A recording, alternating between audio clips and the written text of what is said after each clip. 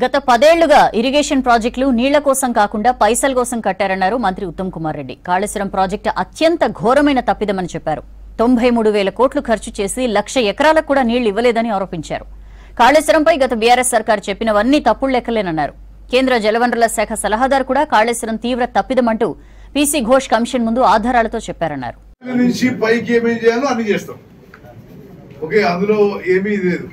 అయితే బ్యారేజీల సేఫ్టీ విషయంలో NDSA national dam safety authority ఏమిచ్చారంటే వీటి నిర్మాణంలో లోపాలు జరిగినాయి అని దానికి ఏమీ అనుమానం లేదు. అది డిజైన్ లో కన్స్ట్రక్షన్ లో O&M లో లోపాలు జరిగినాయి అని national dam safety authority interim report లో పేర్కొన్నది. అయితే దాన్ని ఏ విధంగా ఉపయోగంలో తీసుకురావాలనో, ఏ విధంగా రిపేర్లు చేయాలనో, ఏ విధంగా వే ఫార్వర్డ్ మేము మళ్ళీ రేపు దాని మీద ఎన్డీఎస్ఏతో మీటింగ్ ఉన్నది. రేపు ఢిల్లీలో జరుగుతుంది సమావేశం. బట్ ఎల్లంపల్లి నుంచి పైకి వి విల్ యూజ్ ప్రాజెక్ట్ అయితే ఉపయోగంలోకి తీసుకొస్తాం. ఇంకో విషయం చెప్పాలి, ఏ విధంగా పదే వాళ్ళు ఈ స్టెబిలైజేషన్ విషయంలో, స్థిరీకరణ విషయంలో అబద్ధాలు చెప్పిండ్రు.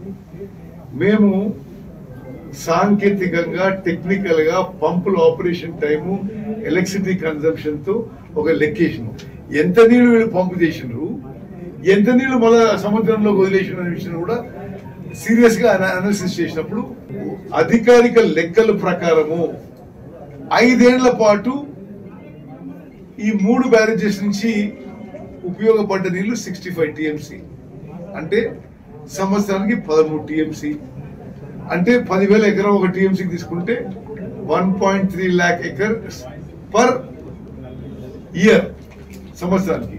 నేను ఎందుకు ఈ లెక్క చెప్తున్నా అంటే, వాళ్ళు ఎప్పుడు మాట్లాడేమంటారు, ఆ కొత్త ఆయకట్టు మేము చేయలేకపోయినా పాత ఆయకట్టు స్థిరీకరించిన అంటున్నాడు వాడు. పాత ఆయకట్టు కూడా జస్ట్ నామమాత్రం స్థిరీకరణ, స్టెబిలైజేషన్ చెప్పడానికి మీ లెక్క చెప్తున్నా. మొత్తం ఈ కాళేశ్వరం ప్రాజెక్ట్ నుంచి స్టెబిలైజేషన్ కోసం 5 ఏళ్లలో ఉపయోగపడ్డ నీళ్లు 65 TMC. 65 TMC మీరు 5 ఏళ్ళు డివైడ్ చేస్తే 13 TMC. 1 TMC 10,000 acres తీసుకుంటే 1.3 lakh acres per year. So ఈ విధంగా కాళేశ్వరం ప్రాజెక్ట్ ద్వారా తెలంగాణ రాష్ట్రానికి శాశ్వత నష్టం చేసింది గత ప్రభుత్వం. తుమ్మడి ఎట్టి దగ్గర ప్రాజెక్ట్ కట్టుంటే అదే ఆయకట్టుకి సంవత్సరానికి పవర్ బిల్స్ కూడా 1,000 crores. కాళేశ్వరం ప్రాజెక్టు పూర్తి స్థాయిలో అందుబాటులో వచ్చి మొత్తం పంపులు, అన్ని పంపులు కూడా నడిపినప్పుడు సంవత్సరానికి కేవలం ఎలక్ట్రిసిటీ బిల్లు 10,000 కోట్లు రాబోతున్నది. ఇది ఎవరు కట్టాలి? తెలంగాణ ప్రజానికి కట్టాలి, ఎలక్ట్రిసిటీ కన్స్యూమర్స్ కట్టాలి. శాశ్వతంగా తెలంగాణ ప్రజలపై భారం మోపిపోయింది గత ప్రభుత్వం. అందుకే ప్రజలు బుద్ధి చెప్పిండ్రు. ఇక పార్టీ కూడా కొలాప్స్ స్టేజ్కి వచ్చేసింది. ఎమ్మెల్యేలందరూ కూడా కాంగ్రెస్ పార్టీలో చేరుతున్నారు. నేనేమంటున్నా, ఆ రోజు చెప్పిన మీ ఆరోపణలు దానికి కట్టుబడి ఉన్నాం. బట్ ఉన్న నీళ్లు ఉపయోగిస్తున్నారు మీ ప్రశ్నకి ఉపయోగిస్తామో అని చెప్తున్నా. ఏ నిర్ణయం అయితే తుమ్మడి ఎట్టి నుంచి మేడిగడ్డకి షిఫ్ట్ చేసిందో అదే రాంగ్ డెసిషన్. రెండో విషయం, ఎన్డీఎస్ఏ రిపోర్ట్ లో చాలా స్పష్టంగా ఏముంది, design is one, decision to shift is wrong.